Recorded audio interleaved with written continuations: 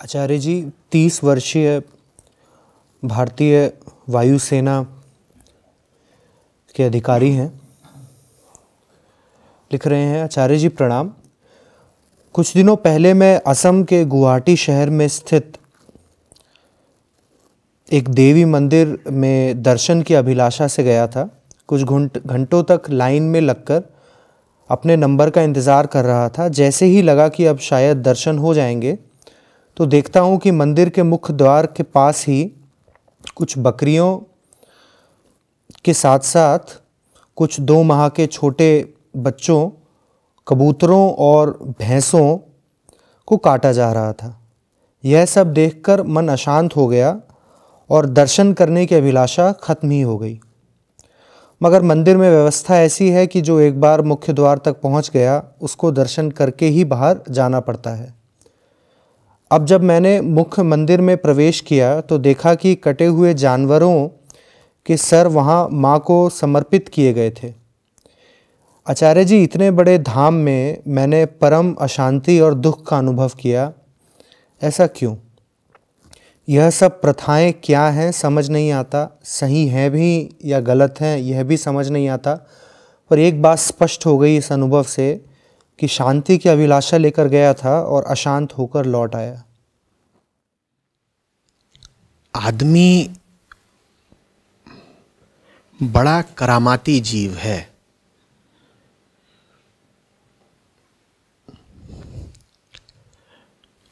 कुछ रच पाने की उसकी हैसियत हो न हो,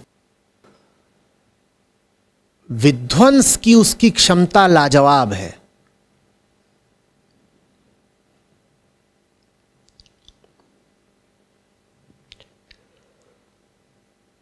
उलझन को सुलझा वो भले ना पाता हो, पर सीधी सरल बात को भी उलझा लेने में उसका कोई सानी नहीं।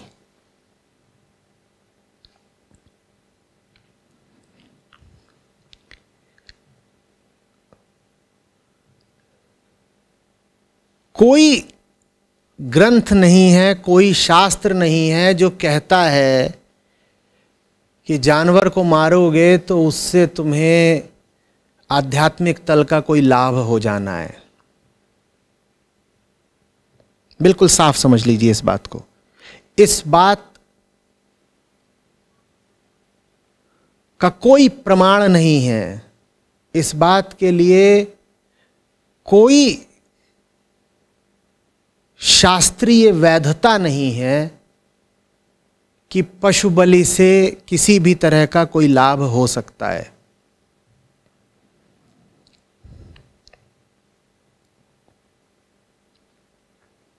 कहीं कहीं पर बात की गई है अजमेध, अश्वमेध इत्यादि की। वो बात जिस संदर्भ में है उसको समझना आवश्यक है। अध्यात्म का पूरा क्षेत्र ही जानवर को इंसान बनाने की कोशिश है। शरीर से तो हम पशु ही हैं, वृत्तियों से भी हम पशु ही हैं, और पशुओं की ही भांति हम भी नए ताजे जंगल से ही निकल कर आए हैं। तो कूट कूट कर पशुता हम में भरी हुई है।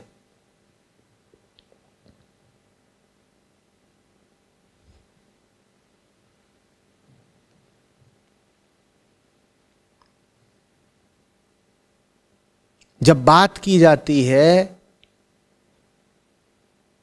पशु बलि की तो वास्तव में कहा जाता है कि अपनी पशुता को मारो। किसी पशु को मारने की बात नहीं हो रही है, अपने भीतर की पशुता को मारने की बात हो रही है। तुम्हारे भीतर है एक घोड़ा, वो तड़बक तड़बक दौड़ता है सब दिशाओं में।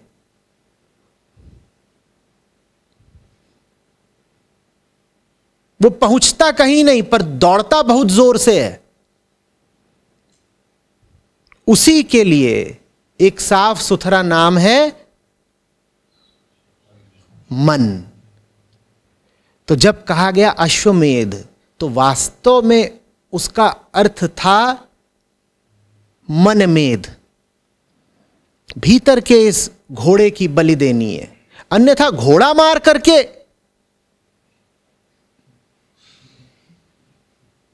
थोड़ा तो बुद्धि का इस्तेमाल करो। ऐसे तो स्वर्ग में सबसे ज्यादा वही लोग भरे होंगे जिन्होंने दिन रात मच्छर मारे हैं। और कोई बलि हम देते हो ना देते हो, मच्छर तो हर ना चीज मार रहा है। कहेगा मैं भी तो बलि देता था, ये देखो कोई खटमल मार रहा है। क्यों? घोड़े या बकरे या मुर्गे या कबूतर में क्या खास है भाई?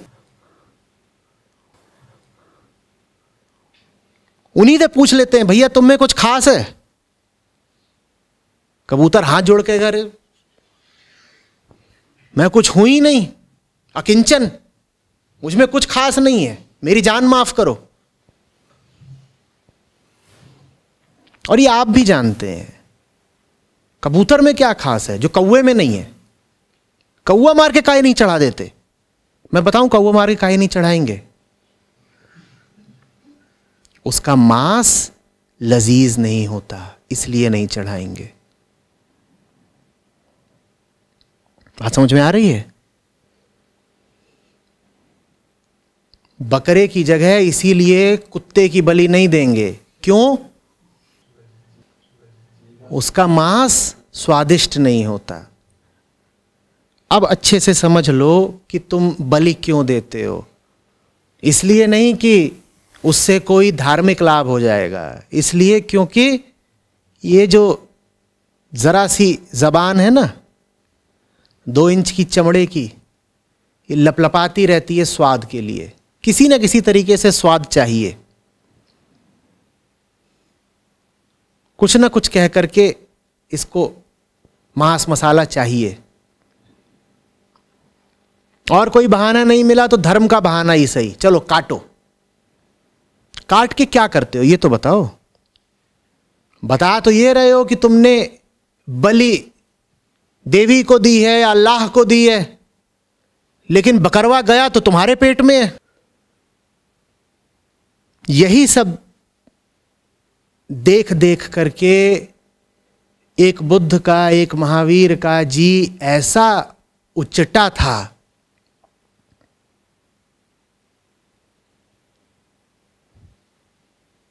कि उन्हें एक नया मार्ग ही, अलग मार्ग ही पकड़ना पड़ा। बहुत बड़ा कारण जिसकी वजह से जैन और बौद्ध पंथों की स्थापना करनी पड़ी वो यही था।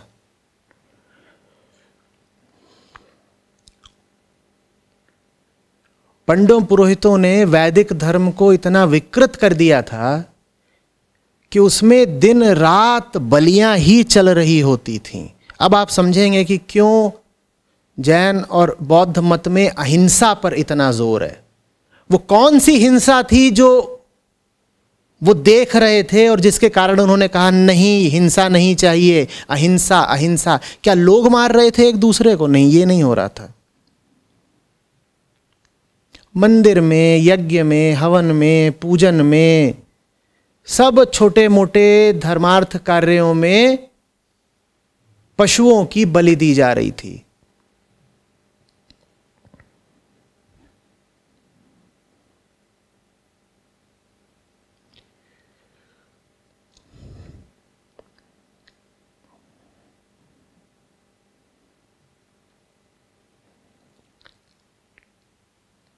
पशु बलि से धर्म का दूर दूर तक कोई रिश्ता नहीं है, बल्कि पशु बलि धर्म के बिल्कुल विपरीत है, चाहे वो कोई भी धर्म हो। पशु बलि धार्मिकता की आत्मा के ही खिलाफ है, चाहे उस धर्म का कोई भी नाम हो।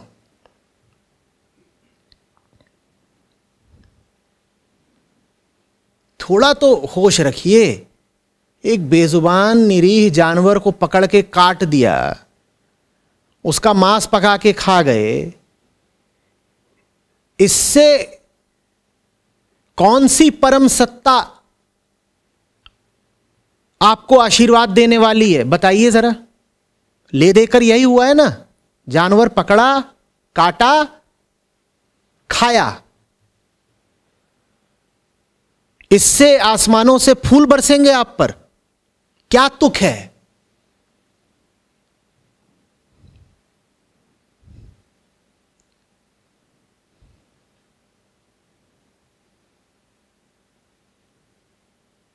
जरा भी इस तरह की चीजों में सम्मिलित मत होइएगा, और जहां कहीं भी ये सब होता देखें, इसका पुरजोर विरोध भी करिएगा।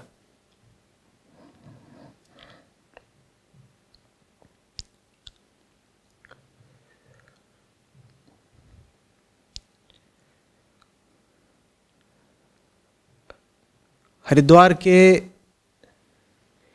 गायत्री शक्तिपीठ के श्री राम शर्मा आचार्य जी ने पशु बलि के विषय पर ही बहुत स्पष्ट और बहुत साफ प्रमाण के साथ कुछ बातें लिखी हैं। जो लोग इस विषय में और उत्सुकता रखते हों, वो उस साहित्य को पढ़ लें।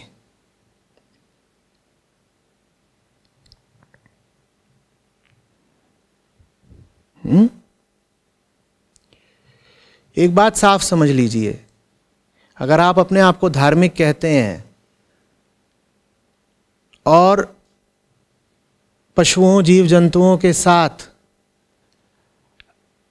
आपका हिंसा का, क्रूरता का नाता है, तो आप कहीं से, किसी दृष्टि से, किसी कोण से धार्मिक नहीं हैं।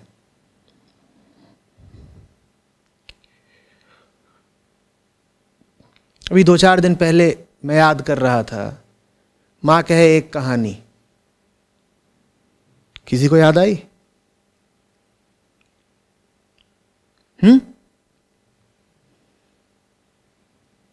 माँ कहे एक कहानी, बेटा समझ लिया क्या तूने मुझको अपनी नानी? कहती है मुझसे ये चेटी तू मेरी नानी की बेटी। कह माँ कह लेटी ही लेटी, राजा था या रानी। माँ कहे एक कहानी।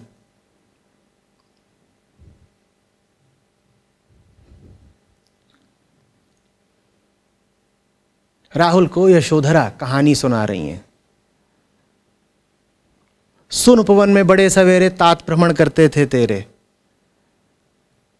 सुबह सुबह बागीचे में सिद्धार्थ गौतम बुद्ध होने से पहले भ्रमण किया करते थे, और तभी वो क्या पाते हैं कि एक पक्षी शिकारी के बाण से आहत होकर के उनके सामने आकर के गिरता है। वो उसको उठा लेते हैं। जब वो उठा लेते हैं तो जो शिकारी है आखेटक, वो उनके पास आता है, कहता है मैंने मारा है, मेरी संपत्ति है, वापस करो।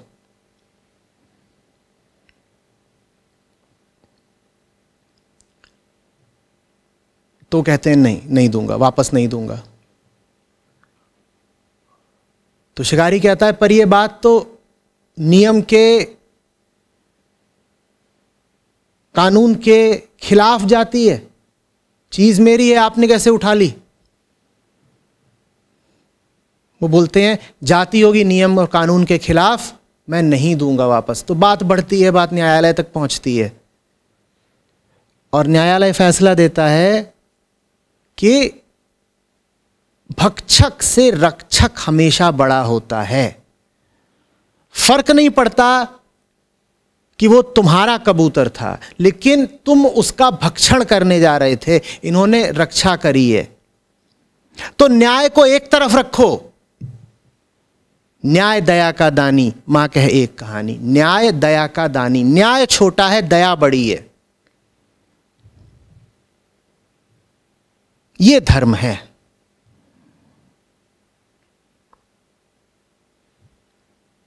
किसी को हक नहीं है किसी जानवर को काट देने का, और अगर कोई जानवर कट रहा है तो यह किसी का व्यक्तिगत मसला भी नहीं है। एक जीव पर किसी और का अधिकार नहीं हो सकता। एक आदमी पर दूसरे आदमी का अधिकार हो सकता है? क्या एक आदमी दूसरे आदमी की संपत्ति कहला सकता है? उसी तरीके से एक पशु भी किसी दूसरे पशु की संपत्ति नहीं कहला सकता। हमारी सभ्यता संस्कृति अभी अविकसित हैं, अधूरे हैं, इसलिए हम इस तरह के शब्दों का प्रयोग कर लेते हैं कि पशुधन वगैरह। जब किसी की संपत्ति नापी जाती है तो उसमें कहते हैं पशुधन इतना। दुनिया भर में यही चलता है, पर यह बात बस यही दिखाती है कि अभी हम पूरे तरीके से इंसान हुए नहीं हैं। अभी भी हम एक जीव को दूसरे जीव की संपत्ति मान रहे हैं। कोई जीव किसी दूसरे जीव की संपत्ति नहीं होता। कुछ सालों पहले तक, कुछ शताब्दियों पहले तक दुनिया के कुछ हिस्सों में औरतों को पुरुषों की संपत्ति ही माना जाता था। आज आप उन बातों को देखते हैं तो कहते हैं अरे अरे अरे, कैसा नीचता का विचार था ये, कहते हैं ना। और पहले माना जाता था कि औरत आदमी की संपत्ति है, भाई उसका वो जो चाहे करे। कुछ जगहों पर यहां तक नियम थे कि अगर कोई आदमी अपनी औरत को मार दे तो उसे सजा नहीं हो सकती, क्योंकि उसकी चीज थी, उसका जो मन में आया उसने करा। भाई मेरी कुर्सी है, मैंने तोड़ दी उसकी टांग। ये सब भी चलता था। उसी तरीके से अभी ये सब मान्यता चलती है कि फलाने का जानवर है, कोई किसी का नहीं होता।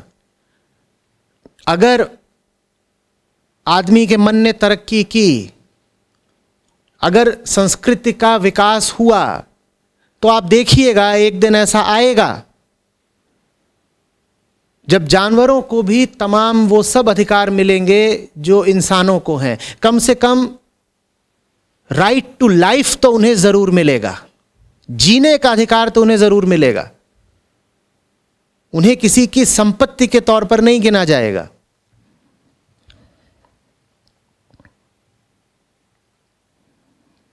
आप ये नहीं कह पाएंगे अरे इस कसाई के इतने बकरे हैं, उसके बकरे हैं, वो काट रहा है तो काट ले। ये उसका व्यक्तिगत मसला नहीं है। एक आदमी 6 बच्चों को काट रहा हो, भले ही वो उसके बच्चे अपने हों, तो क्या आप उसे काटने देंगे? क्या आप ये कहेंगे कि उसके अपने बच्चे हैं, उन्हें काट रहा है तो काट ले, उसका निजी व्यक्तिगत मामला है? नहीं कहेंगे ना।